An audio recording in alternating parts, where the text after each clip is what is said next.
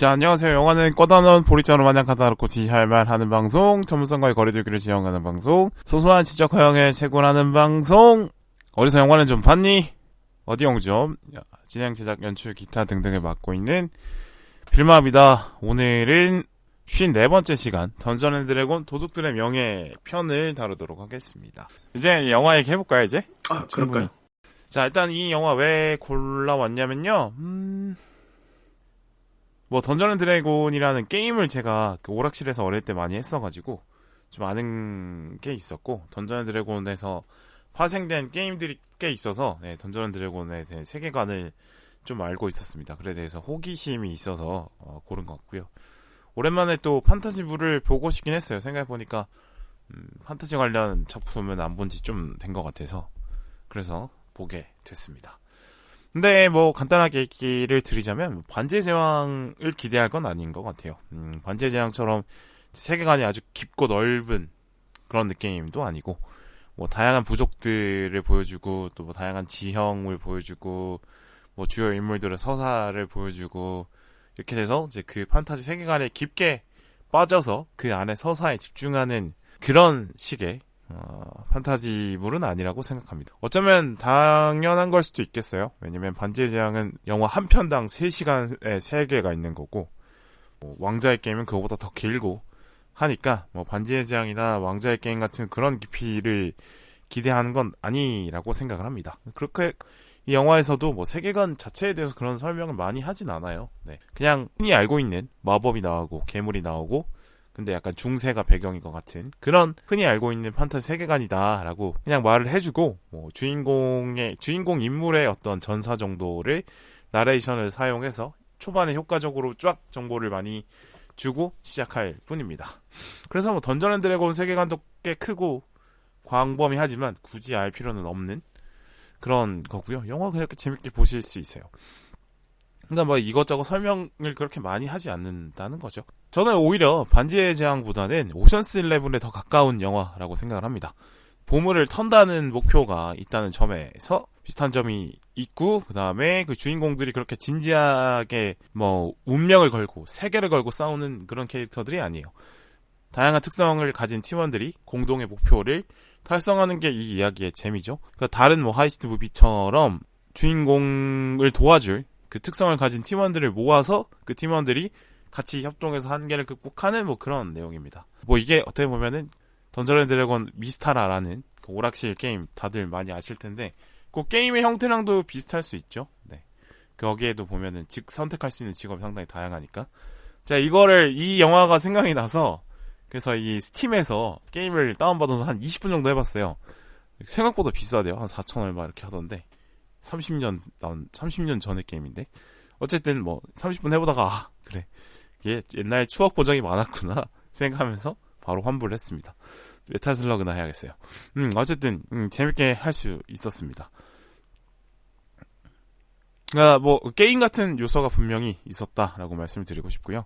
각자 그 캐릭터마다 추구하는 가치가 있긴 해요. 에드긴 같은 경우는 이제 딸을 되찾아야 한다. 그리고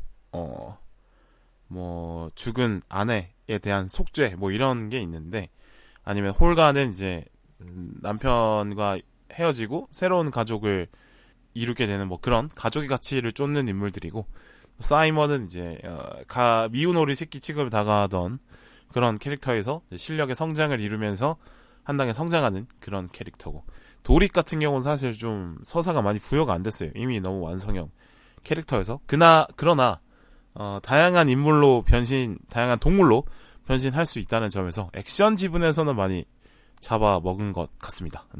그런데 오션스 11처럼 도저히 이게 불가능할 것 같은 거를 이제 아다리를 어렵게 맞춰가는 그런 재미는 사실 없다고 생각을 합니다. 왜냐면 현실 세계에서는 그런 물리적인 세계의 그 법칙을 어겨가면서까지 할 수 있는 게 없잖아요. 근데 마법은 그걸 마음껏 무시할 수가 있죠. 이른바 차원문 같은 거. 차원문을 열 수 있다는 그거 하나로 오션스 11의 난이도와 던전 앤 드래곤의 난이도는 엄청난 차이를 보이게 되는 겁니다.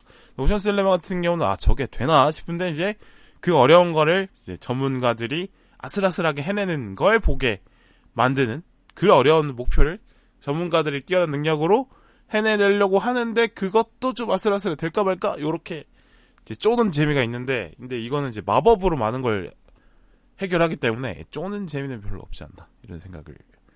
그렇다면 비슷한 게 오션스 11이랑 비교를 해봤는데 그러면 가오갤과 비교가 많이 되긴 해요. 보는 분들의 어떤 감상을 보니까 가오갤 얘기가 많이 나오더라고요. 뭐 정통 판타지물로 가서는 약간 넘사벽인 뭐 반지의 제왕이나 왕자의 게임 이런 게 있기 때문에 약간의 비슷한 느낌으로 판타지의 배경인 것도 비슷하고 팀이 주인공이고 또 중간에 개그도 많이 들어가는 걸 볼 때 가오갤과 비슷한 점이 상당히 많이 있는데 글쎄요 가오갤보다는 개그가 잘 터지지 않은 게 좀 아쉬운 점이에요. 뭐 가오갤의 그 스타로드의 능청스러움과 그 다음에 던전 앤 드래곤의 주인공 에드긴의 능청스러움을 비교해 볼 때 얼마나 더 망가졌을까를 비교해 볼 때 스타로드가 더 많이 망가지고 더 능청스럽고 더 재밌습니다. 약간 또 멍청하기도 하니까. 근데 약간 에드긴은 영리한 캐릭터거든요. 그래서 좀 덜 망가지는 그런 것도 있어요.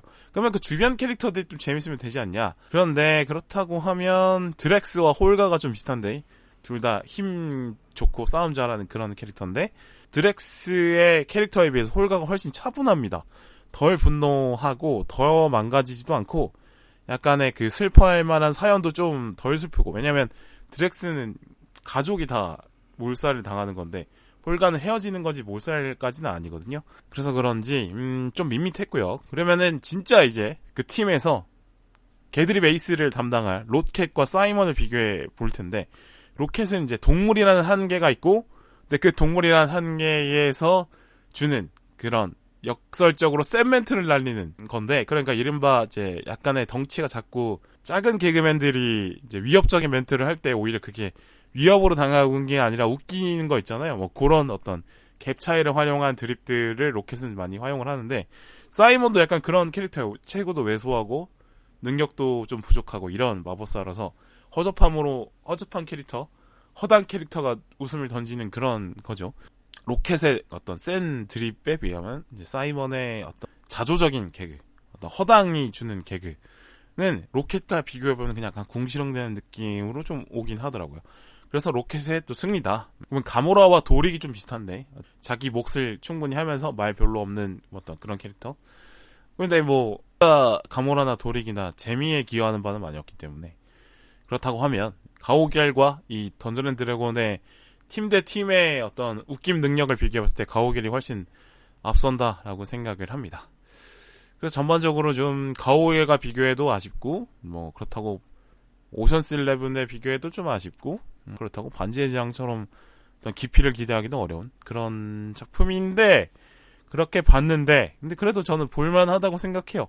충분히 액션으로 많이 가득 차 있고 볼거리가 많이 있었다고 생각합니다. 근데 저는 이제 시간이 좀 쫓겨서 가장 좀 가깝게 갈 수 있는 상황관을 골라서 가다 보니까 상황과 환경이 그렇게 좋지 못했는데 그래서 충분히 크기가 확보된 뭐 IMAX까지 가지 않더라도 최소한 600석 이상 되는 큰 화면의 영화관에서 본다고 하면 충분히 재미를 느낄 수 있다라고 저는 생각합니다. 생각보다 액션 장면이 쉼 없이 나오기 때문에 그걸 보는 재미가 충분히 있지 않나라고 생각을 하고 그리고 판타지에 대한 설렘이 남아있는 분이라면 더 재밌게 보시겠죠? 저도 근데 10대 때는 판타지를 참 좋아했는데 10대 때는 이제 지루한 생활이 이미 예정이 돼 있었고 중학생 때만 해도 알잖아요. 고등학생 때면 공부를 더 하겠구나 하는 그런 압박을 주는 어른들이 많았던 그 시절 호기심이 많이 남았던 시절에는 이제 판타지가 전 해본구 역할을 한 거죠. 왜냐면 나는 이렇게 호르몬이 터지고 혈기가 왕성한데 해야 되는 거는 책상 앞에 있어야 되는 거니까 터지는 에너지를 이제 펼칠 공간으로 상상의 공간을 선택할 수 있었던 건데 판타지 그래서 저는 좀 되게 좋아했어요. 그래서 반지의 제왕도 재밌게 봤고 나니의 연대기나 킹콩 같은 경우는 이제 부모님한테는 독서실에 가 있는 걸로 말해놓고 심야 영화를 그때 한 4,000원, 5,000원 했던 것 같은데 그렇게 보고 뭐 그랬었죠. 지금은 사실 판타지에 대한 열정, 흥미 이런 게 사실은 많이 떨어져 있습니다. 그냥 예전에는 진짜 저런 환상의 세계가 있을 것만 같고 나에게도 그런 환상적인 기회가 왠지 올 것만 같은 기대감이 있었다고 하면 이제는 그런 기대감을 갖고 살지는 않으니까요. 네, 내 앞에 지금 해야 될 일이 얼마나 많은데, 그죠? 제 거가 석재하고. 그렇습니다. 일단은 영화를 보는 것 자체가 많이 이제 여유를 부리고 있는 상황인 거죠. 글쎄요, 뭐 저런 세계가 있다 없다를 떠나서 흥미를 가질 수는 있는 건데 그런 흥미가 좀 많이 떨어져 있는 건 사실인 것 같습니다. 뭐 제가 외계인 편에서 판타지의 가치를 역설하게 했지만 사실 제가 그때 말했던 판타지의 가치도 오히려 현실을 반영할 수 있는 오히려 효과적인 소재로 정말 현실과 다른 세계를 선택할 수 있다. 그런 관점에서 판타지의 장점이 있다라고 얘기 드린 거지. 그러니까 결국에는 현실에 기반할 수 있기, 현실과 연결성이 있기 때문에 판타지도 볼만하다라고 말씀을 드린 거지. 판타지 그 자체로는 매력이 있다라고는 말씀을 안 드린 것 같아요. 그러니까 반지의 제왕이나 매트릭스처럼 이렇게 잘 짜여진 세계관에서 그 인물들이 겪는 것들을 보면 그게 오히려 결국에는 그 세계관도 사람이 만든 거기 때문에 그 현실의 세계와 그 반지의 제왕이나 매트릭스 세계관에 공통점이 있는데 그 공통점이 있기 때문에 그 혹시 판타지 세계관에서 강조된 그런 모습들이 오히려 현실 세계의 문제를 좀 더 부각시켜주게 만드는 돋보기 역할을 할 수 있다. 뭐 이런 거였죠. 그렇죠. 근데 지금은 이제 저는 그런 현실과의 연결성이 높지 않은 판타지는 사실 좀 그냥 재미로 보게 되는 것 같은데 이번 던전 앤 드래곤도 약간 그렇게 보게 되는 것 같아요. 이런 그 자체로는 이제 흥분하지 않는 나이가 됐으니까. 네. 사실 뭐 판타지보다는 현실이 더 뭔가 아스트랄하고 더 심각한 문제들은 많이 있기 때문에 그런 것 같기도 합니다. 네. 그쵸. 이제는 또 익숙한 게 좋게 느껴지는, 당연하게 느껴지는 그런 어른이 돼가는 것 같기도 하고요. 그냥 그래요. 이 영화는 오락물인 것 같습니다. 그래요. 뭐 항상 이제 더 신선한 자극을 받아들이는 게 어려워져 가는 나이가 되는 건지 아직은 그런 생각하지 말고 더 새로운 경험, 새로운 자극을 찾아 떠나야 되는 게 맞는 건지 모르겠습니다. 근데 뭐 일이 빡세다 보면 하는 게 인생에 짐이 많이 느껴지다 보면 익숙한 것에서 많은 걸 또 찾게 되니까 그죠? 이게 또 보면은 경험이 많이 없을 때는 새로운 게 너무 많으니까 혼란스러워서 좀 싫었는데 이제는 익숙한 게 많으니까 이제는 또 심심해서 또 싫어지고 뭐 모르겠어요. 인생은 항상 미완성인 것 같습니다. 그렇군요. 이제 영화 얘기는 그 정도 말씀드릴 수 있을 것 같고 저는 보면서 역시나 여러 번 말씀드린 것 같은데 세계관의 가치가 상당히 중요하다. 세계관 장사가 중요하다. 진짜로. 던전 앤 드래곤 세계관은 뭐 저는 잘 모르지만 일단 상당히 크고 거기에서 파생된 작품들이 상당히 많은 그런 세계관입니다. 뭐 인지도가 좀 낮아서 그렇지 마블 유니버스나 반지의 제왕 시리즈나 뭐 그런 시리즈 못지않게 방대한 세계관이죠.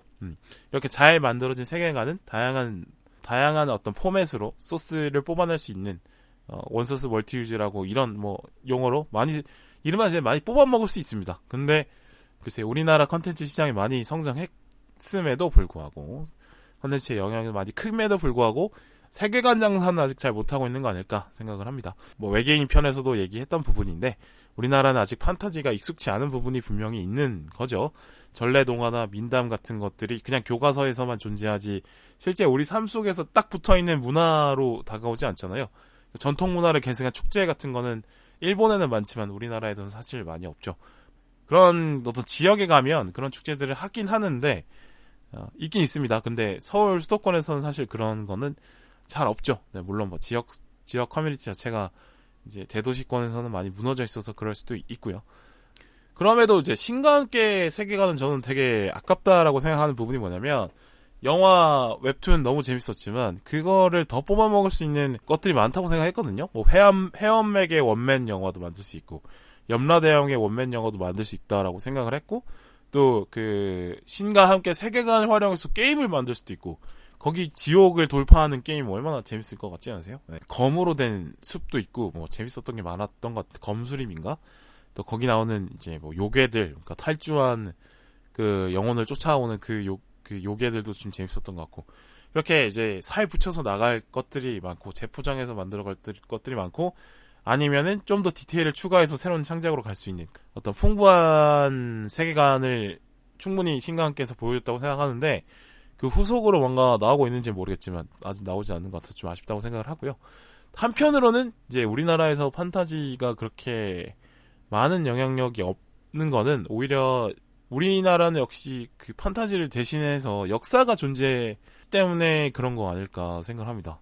그러니까 이미 지나간 일들, 역사 속에 남아있는 일들과 판타지가 공통점이 있다고 하면 현실과의 강한 연결성이 있긴 한 거죠. 지금의 현실의 이야기는 아니지만 아까 말씀드렸다시피 좋은 판타지는 그 세계관이 이제 정밀할수록 오히려 현실 세계와 많이 닮은 점을 찾을 수 있다라는 건데, 과거 역사도 사실 우리 현실과 뭐 기술적 기반이 다르고 뭐 가치관도 다르고 당시 살아가는 사람들의 세계관도 다르지만 역사 속의 이야기들을 하다 보면 사실 그 우리의 현실을 다시 되돌아볼 수도 있는 거잖아요. 그런 의미에서 역사와 판타지 세계관도 비슷한 점이 분명히 있는데, 근데 우리나라는 판타지가 좀 흐릿한 대신에 역사를 가공해서 만들 소재들은 엄청나게 많죠. 뭐 조선시대에 넘치는 뭐 사료들 너무 많지 않습니까? 뭐 조선왕조 실록이 대표적일 거고, 승정원 일기 아니면은 뭐 한글로 남겨진 뭐 일반 서민들의 이야기들, 양반들이 남긴 어떤 기록들, 이런 게 엄청 많잖아요. 네, 그런 걸로도 그걸 가지고 와서 신기한 한 줄, 흥미로운 한 줄을 가지고 출발한 이야기들이 이미 많은 작품들로 나와 있기도 하고요. 또 뭐 근현대사 살펴보면은 민족의 관점에서는 상당히 비극투성이지만 그만큼 사회 구성 요소가 한 번에 무너지고 새로 세워지는, 그리고 그 혼란 속에서 어떻게든 버티고 살아갔던 인물들의 어떤 분투 같은 것들이 있는, 거기 이야기 창고로 봤을 때는 아주 꽉 찬 창고라고 볼 수 있는 거죠. 뭐 고대사나 그런 것들도 마찬가지고요. 그래서 오히려 판타지에 대한 소구력이 별로 없을 수도 있겠다. 반대로 미국은 역사가 짧으니까 역사물 옛날 이야기를 하면 거의 뭐 2차 대전 얘기 많이, 남북전쟁 얘기 많이 하고 그런 것 같고, 역사가 짧다 보니까, 그죠? 특히나 2차 대전 같은 경우는 지금의 헤게모니를 완성한 전쟁이기 때문에 그 2차 대전 이야기를 이제 다양한 각도에서 다양한 인물로 다양한 시점으로 막 이제 많이 만들어내고 있는 거죠. 어떻게 보면 또 비슷한 게 이제 마블 유니버스를 통해서 어떤 상상의 강력한 존재가 인류를 위협해도 미국을 중심으로 뭉쳐야 된다는 어떤 프로파간다를 계속 역사나 혹은 뭐 히어로물을 통해서 강조를 하고 있는 것 같아요. 그래서 미국은 역사가 짧은 대신에 약간 상상의 영역으로 그런 거를 좀 대체하고 있는 거 아닐까 생각을 해보고요. 근데 오히려 이제 요즘에 우리 K-팝이 어떤 히어로들과 비슷한 역할을 하는 것 같기도 해요. 요새는 비슷한 점이 있다면 단순히 뭐 유사 연애, 뭐 아티스트의 이런 대상이 아니라 성장을 함께하는, 인생을 함께하는 그런 정도까지 많이 다가가 있기 때문에 K-팝의 어떤 아이돌들이 실제로 K-팝 아이돌들에게도 세계관이 잘 부여가 돼 있으니까 우리에게는 마블 유니버스 대신에 아이돌들이 있지 않나, 이런 생각도 하게 됩니다. 네, 그래서 이런 점들은 한번 생각해봤고요. 영화 얘기는 요 정도로 하겠습니다.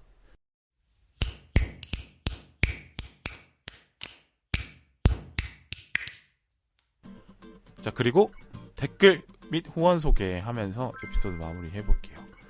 소대가리님이 지난 킹메이커 편에 댓글을 남겨주셨는데, 빛과 그림자를 테마로 영화를 해석하시다니 탁월하십니다 라고 감탄하면서 들었다 라고 말씀을 해 주셨습니다. 근데 뭐 제가 특별한 걸 발견한 건 아니고요.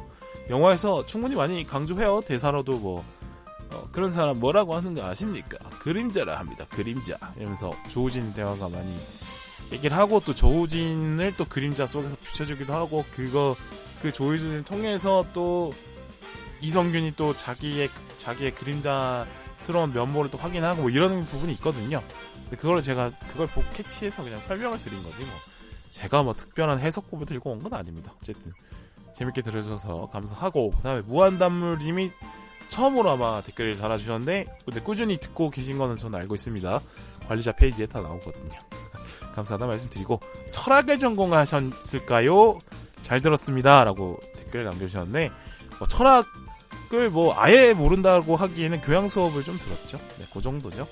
그리고 뭐 팟캐스트 철학 파트가 있으면 좀 듣고, 월말 김어준의 그 박구영 교수님의 철학 이야기를 되게 재밌게 듣는 편입니다. 근데 그렇다고 해서 뭐 진지하게 철학을 공부한 적 없습니다. 그냥 뭐 어디 가서 아는 척하기 좋을 정도?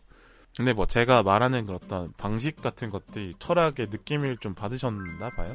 근데 뭐 사실은 뭐 그냥 흉내만 내는 거죠. 네, 그러니까 진짜 철학이 곰탕이라고 하면 24시간 동안 국물을 계속 우려내는 곰탕이라 하면 저는 뭐 잘 쳐봤자 그 곰탕맛 라면 정도밖에 되지 않을 것 같습니다. 네, 그 정도의 수준 차이가 있지 않을까 생각으로 어쨌든 뭐 근데 영화를 볼 때 단순히 뭐 평가하는 것보다는 내가 내 삶에서 어떤 걸 느낄 수 있을까 왜 그런 관점에서 영화를 보는 게 더 좋다고 생각해서 이것저것 생각을 많이 해보는 편인데 그게 아마 약간의 어떤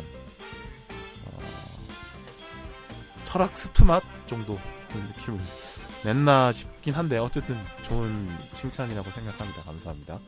그리고 영화 유령편에 9798520님이 남겨주셨는데 억가 리뷰가 많아서 안타까운 영화였는데 제대로 된 리뷰를 듣게 되어 영광입니다 라고 했어요.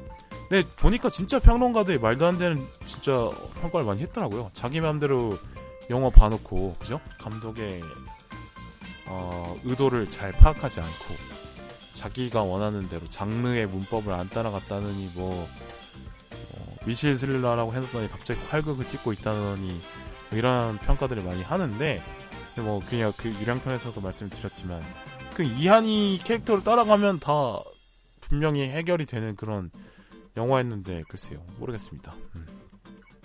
유령은 분명히 아쉽게 안타깝게 저평가를 받고 낮은 성적을 거둔 영화라고 생각합니다.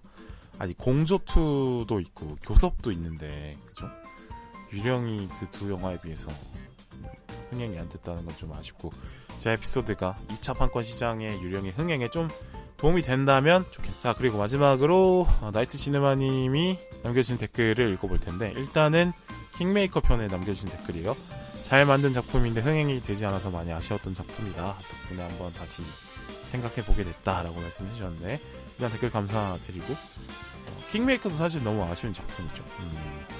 킹메이커도 사실 그 인물 간의 어떤 관계를 드러내는 방식이나 아니면 진짜 눈앞에 있는 주인공들보다는 그 뒤에 숨어있는 사람들의 이야기를 했다는 점에서 아주 매력적으로 볼 수 있는 그런 작품이고 흔히 볼 수 없는 그런 구성이라고 생각했는데 그게 이제 많은 사랑을 받지 못한 것 같아요. 뭐 그때 개봉의 당시에 어떤 코로나 환경도 있었겠죠. 그런 부분이 아쉬운 부분인 것 같고 또 뭐 아무래도 정치적 인물이 실존 인물이 사실상 이름만 뭐 가명을 하긴 했지만 실존 인물이 나오는 영화라고 봐도 틀리지 않기 때문에 뭐 변호인도 사실 마찬가지잖아요. 이 영화도 사실 이제 김대중 대통령의 이야기를 많이 나오죠. 네, 김대중 대통령이라는 정치인을 저평가하는 분들도 있기 때문에 이 영화도 사실상 좀 어려운 한계를 띠고 있긴 한 것 같습니다. 흥행할 때. 그러나 그거를 감안한다고 하더라도 킹메이커는 아직 안 보신 분들이 많고 그 중에 재밌게 보실 분들이 아직 많다고 생각해서 그 다음에 나이트 시네마님이 제 바빌론 에피소드를 듣고 처음으로 제 방송을 알게 됐다고 하셨던 게 기억이 나는데 저 바빌론 에피소드 편에 뭐 잘 들었습니다. 뭐 전반적으로 비슷한 감상이어서 좋았고 호평해 주셔서 좋았다 뭐 이런 얘기 해주셨어요. 그래, 뭐 바빌론 재밌죠. 바빌론은 또 생각할 거리도 많고 화려하고 흥겨운 영화였고 무엇보다도 이제 바빌론 이 영화가 저한테는 새로운 의미가 된 게 영화 팟캐스트를 제작하면서 같은 팟캐스트 제작하는 동료가 한 명 알면은 사실 좀 재밌겠다. 이런저런 정보도 공유하고 서로 응원도 되고 출연도 같이 하고 이렇게 할 수 있으면 좋겠다라고 생각했는데 이제 나이트 시네마님과의 어떤 연결고리가 된 영화라서 의미가 좀 남다르긴 하네요. 어쨌든 또 다른 콜라보를 또 기획해 보겠다는 말씀 드리면서 댓글 다시 감사합니다. 자 이렇게 댓글까지 읽어봤습니다. 네, 감사합니다. 여기까지 마무리하겠습니다.